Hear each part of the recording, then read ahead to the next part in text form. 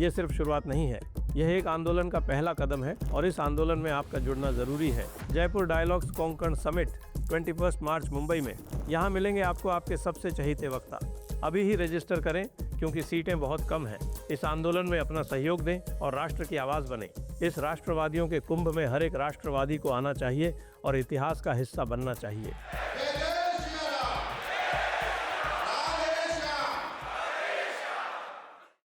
नमस्ते, आप सभी से अनुरोध है कि कृपया हमारी चैनल को सब्सक्राइब करें, वीडियो को लाइक करें और सब्सक्राइब जाकर सब्सक्राइब बटन दबाकर करें। रवीश कुमार और ध्रुव राठी ये दोनों जो है वो फिर से एक्टिव हो रहे हैं और वो एक्टिव होने के लिए उनको बहुत सारा मसाला मिल गया है। और रवीश कुमार तो भारत पाकिस्तान मैच की कमेंट्री कर रहे हैं, लेकिन वो कमेंट्री जो है उसका एक्चुअल मैच से कोई लेना देना नहीं है। वो कमेंट्री किस चीज़ की कर रहे हैं कि भाई हैंडशेक नहीं हुआ, और हैंडशेक नहीं होने से उनको इतनी तकलीफ हुई कि इन्होंने यहाँ तक कह दिया कि भाई आपने यदि हैंडशेक नहीं किया तो क्यों नहीं किया, क्या आप पाकिस्तानी प्लेयर्स को अछूत मानते हो। कहने का आशय उनका यही था, क्योंकि जो आगे जो कहते हैं वो ये कहते हैं कि भाई वो पाकिस्तानी प्लेयर्स ने, आपके प्लेयर ने गेंद फेंकी, इंडियन ने गेंद फेंकी, पाकिस्तानी ने बल्ले से मारी और उसको कैच कर लिया, तो फिर उसको अगर आपने कैच कर लिया तो इसका मतलब है वो आपका आपने पाकिस्तानी को छू लिया। तो जब आप इसको गेंद को छू सकते हो तो हाथ क्यों नहीं मिला सकते, हाथ का टच क्यों नहीं हो सकता। अब ऐसी मूर्खता की बातें करने के लिए तो भाई रवीश कुमार की तरह का टैलेंट चाहिए, रवीश कुमार तरह की बेशर्मी चाहिए और रवीश कुमार की तरह का कुतर्क चाहिए। क्यों, कोई भी कह सकता है भैया बल्ले से लगी बॉल और हैंडशेक में बड़ा फ़र्क है। और हैंडशेक जो है वो खाली हाथ टच करना नहीं होता है, उसका एक पहलू होता है। उसका मतलब होता है कि हाँ भाई हम आपकी रिस्पेक्ट कर रहे हैं, एक दूसरे को हम आपको रिस्पेक्ट दे रहे हैं। पाकिस्तानियों को काहे की रिस्पेक्ट देनी भैया, पाकिस्तानी कोई रिस्पेक्ट के लायक लोग हैं क्या। जो कुछ किया वो बिल्कुल सही किया। कह रहे कि साहब खेल को भी हिंदू मुस्लिम एंगल में पेश किया जाता है। रवीश कुमार जी, लगता है आपने रिजवान मियाँ को नहीं सुना। उनके जो खिलाड़ी हैं मोहम्मद रिजवान साहब, जिन पर अभी अल्लाह की नेमत नहीं रही और वो टीम से निकाल दिए गए हैं और T20 में उनको नहीं खिलाया जाता कम से कम, और हो सकता है बाकी से भी निकल जाए। तो उन्होंने, उनका एक वीडियो वायरल है, वो सुन लीजिए अच्छी तरह से कि खेल भी हिंदू मुस्लिम हो गया है। तो आप अच्छी तरह से सुन लीजिए वो रिजवान मियाँ क्या कह रहे हैं। वो कह रहे हैं कि भाई, वो कह रहे हैं कि हमारे लिए ये जो इस्लाम ही सबसे बड़ी नेमत है और हम यहाँ पर खिलाफत के लिए आए हैं, हम किसी का ग़ुलाम बनने के लिए नहीं आए हैं। पहले आप इस खिलाफत का अर्थ समझ लीजिए। इस खिलाफत का मतलब जो है वो ऑपोजिशन नहीं होता है। इस खिलाफत का मतलब होता है कैलिफेट। कैलिफेट का मतलब होता है कि पूरी दुनिया पर एक खलीफा का राज। तो वो जो उम्मत मुस्लिमीन है उसका पूरी दुनिया पर राज होगा और वो महकूम यानी किसी और के हुक्म के पाबंद नहीं हो सकते। तो यही वो कह रहे हैं। वो तो आपको इस्लाम की फ़िलासफ़ी बता रहे हैं इतनी अच्छी तरह से कि वो यहाँ पर खिलाफत के लिए आए हैं, यानी सारी दुनिया के ऊपर, सबके ऊपर, हिंदुस्तान के ऊपर कब्ज़ा करने के लिए आए हैं। वो किसी की आज्ञा मानने के लिए नहीं आए हैं। और ICC की आज्ञा माननी पड़ रही है, BCCI से नीचा देखना पड़ रहा है, आप सिंदूर में पिटना पड़ रहा है। तो ये सब हो रहा है। तो भाई ये पाकिस्तानियों को कैसे बर्दाश्त हो, आपकी समझ में इतना सा नहीं आता मियाँ रवीश कुमार जी। और आप क्या कह रहे हैं कि भैया पाकिस्तान का मजाक बनाम भारत की आत्मचिंतन। अरे यार, पाकिस्तानी अगर अपने मीम्स बना के अपना ही मजाक उड़ा रहे हैं तो हमको क्यों तकलीफ हो रही है, तुम्हारे पेट में क्यों दर्द हो रहा है। मिर्ज़ा रवीश कुमार, मिर्ज़ा रवीश कुमार ही हो तो, और इससे ज़्यादा तो तुमको कुछ कहा नहीं जा सकता, क्योंकि तुम्हारी हरकतें तो ऐसी ही हैं। फिर वही वाली बात कि साहब क्रिकेट में जो है वो प्रतिस्पर्धा गिरती जा रही है। प्रतिस्पर्धा गिरती जा रही है तो उसके लिए क्या भारत अपनी टीम्स को डाइल्यूट कर दे, क्या कर दे।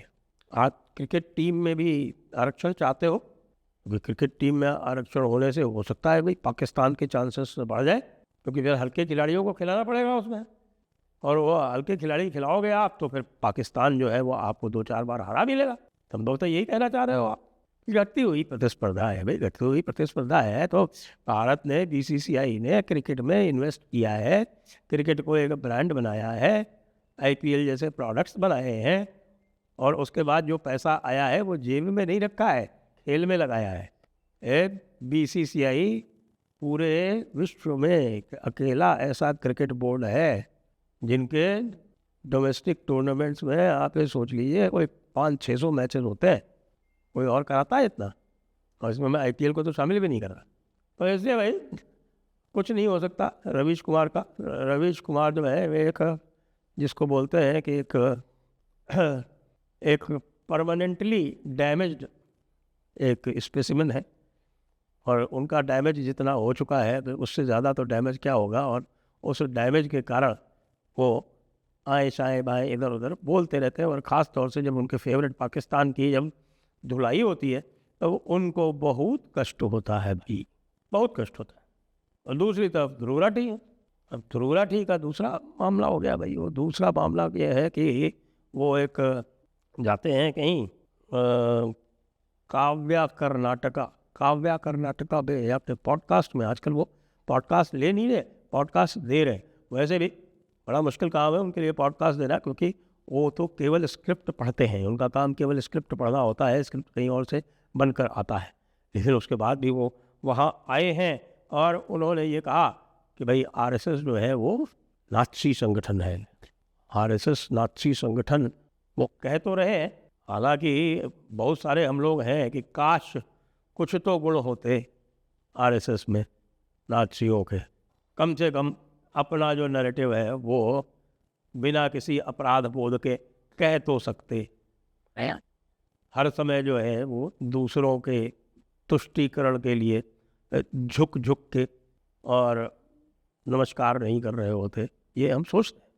और आप कह रहे हो कि ये नाज़ी संगठन, अरे भैया ये यदि नाज़ी संगठन होता ना तो जानते हो क्या होता, तो वहाँ जर्मनी में ऐसे निरापद नहीं बैठे होते।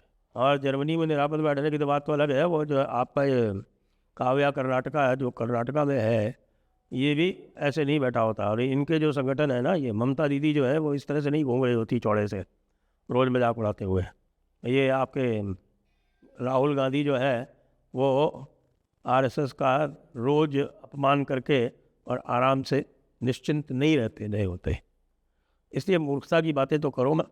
आरएसएस नाज़ी संगठन है, आरएसएस से ज़्यादा जो नाज़िज़्म के जो एलिमेंट्स हैं वो तो आपकी कांग्रेस पार्टी में, लोगों के ऊपर झूठे मुकदमे करने, अपनी पुलिस का दुरुपयोग करके और उनको गिरफ्तार कराना, ये सब काम करना, ये तो आप कांग्रेस से सीख लो, आम आदमी पार्टी को देख लो, ममता बनर्जी जी को देख लो, इनमें आपको तरीक भी नाज़ियों के गुण नहीं नज़र आते।